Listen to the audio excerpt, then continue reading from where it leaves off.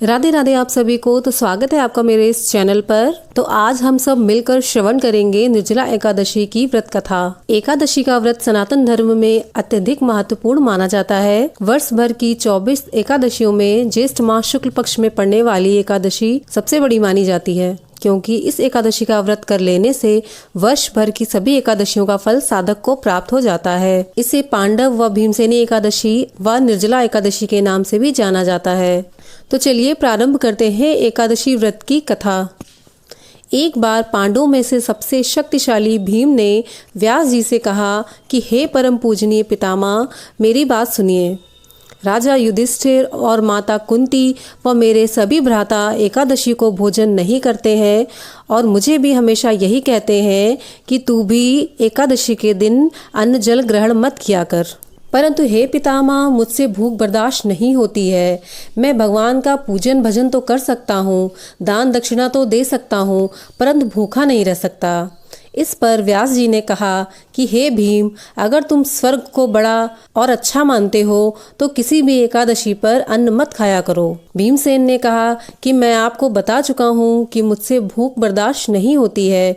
यदि वर्ष भर में कोई ऐसा व्रत करने से सभी एकादशी का फल प्राप्त हो जाए और मुझे स्वर्ग की प्राप्ति हो जाए, ऐसा कोई विचार आप मुझसे कहें। जैसा कि शास्त्रों में कहा जाता है कि माह की दोनों पक्षों की एकादशी का व्रत कर लेने से स्वर्ग की प्राप्ति होती है और सारे पाप क्षीण हो जाते हैं। भीमसेन की बातों को सुनकर श्री व्यास जी ने कहा कि बड़े बड़े ऋषियों ने बहुत सारे शास्त्र आदि बनाए हैं जिसमें बिना धन के थोड़े परिश्रम से ही स्वर्ग की प्राप्ति हो जाती है।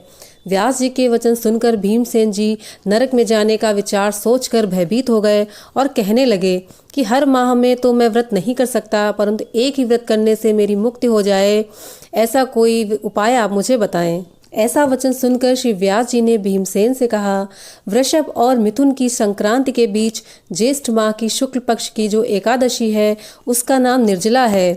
तुम उस दिन व्रत कर लो, इससे तुम्हें सारी एकादशी का फल प्राप्त हो जाएगा। इस एकादशी के दिन स्नान व आचमन के सिवा जल पूर्णतः वर्जित है। आचमन में भी जल अधिक नहीं होना चाहिए, वरना वह मद्यपान के समान हो जाता है। अतः इस दिन भोजन भी नहीं किया जाता है, क्योंकि अन्न के सेवन से व्रत नष्ट हो जाता है।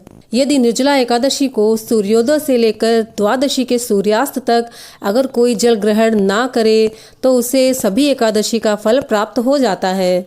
द्वादशी की सुबह उठकर स्नान कर ब्राह्मण को दान देना चाहिए। इसके बाद भूखे और सही ब्राह्मण को भोजन कराना चाहिए। इससे इसका फल प्राप्त होता है और स्वर्ग की प्राप्ति भी निश्चित हो जाती है। व्यास जी ने कहा कि मुझको यह बात स्वयं श्री भगवान ने बताई है। व्यास जी कहने लगे कि मुझको यह बात स्वयं श्री भगवान जी ने बताई है। इस एकादशी का पुण्य समस्त तीर्थों और दानों से भी बहुत अधिक है। सिर्फ एक दिन निर्जल रहकर समस्त पापों से मुक्ति मिल जाती है। जो मनुष्य एकादशी का व्रत करते हैं उनकी मृत्यु के पश्चात यमदूत आकर कष्ट नहीं देते हैं। उन्हें तो भगवान के पार्षद पुष्पक विमान में बिठाकर स्वर्ग को ले जाते हैं। अतः पूरे भाव और श्रद्धा के साथ इस व्रत को करना चाहिए। तो व्यास जी ने भीमसेन से कहा कि इस व्रत को पूरे भाव और श्रद्धा के साथ करना चाहिए।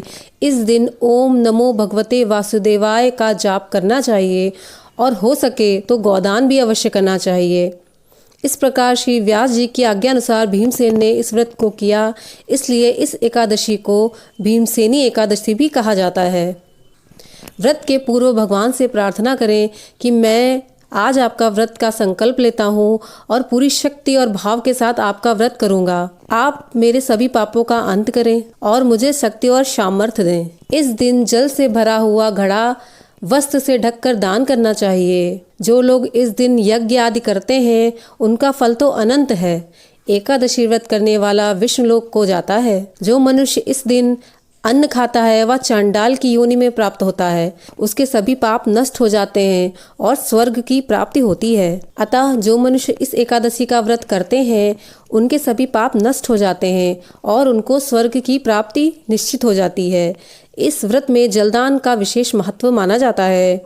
जो मनुष्य निर्जला एकादशी के दिन इस कथा को पढ़ता व सुनता है उसे व्रत का पूरा फल प्राप्त होता है और वह व्यक्ति स्वर्ग धाम को प्राप्त होता है। अतः हम सभी को श्रद्धा पूर्वक एकादशी का व्रत करना चाहिए और इस कथा को बहुत ही श्रद्धा से पढ़ना या सुनना चाहिए। तो इस तरह निर्जला एकादशी व्रत की कथा समाप्त होती है।